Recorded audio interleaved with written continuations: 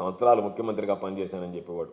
54 సంస్థలను ప్రైవేటీకరణ చేశాడు. 14 సంవత్సరాలు ముఖ్యమంత్రిగా పనిచేసినటువంటి వ్యక్తి గతంలో 54 సంస్థలను ప్రైవేటీకరణ చేసి ఈరోజు నిస్సిగ్గుగా ఏమాత్రం ఆలోచన చేయకుండా సాగునీటి రంగానికి సంబంధించినటువంటి ఆ మరమ్మతులు కూడా ప్రైవేటైజేషన్ చేస్తే ఎట్టుంటుందనేటువంటిది అన్ని రకాల రైతులకు సంబంధించి ఎక్కడ ఆలోచన చేయకుండా ఇప్పటికీ ఇసుక దోసుకుంటున్నారు, మద్యం దోసుకుంటున్నారు, క్వార్టీ దోసుకుంటున్నారు.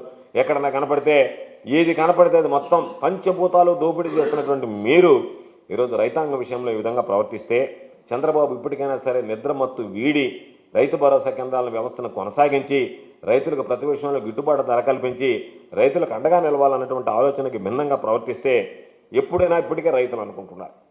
గ్రామాల్లో పర్యటిస్తే చంద్రబాబు ఎప్పుడు అడుగు పెట్టినా అది రాష్ట్రానికి అరిష్టం, రైతులకు దరిద్రం అని చెప్పారు.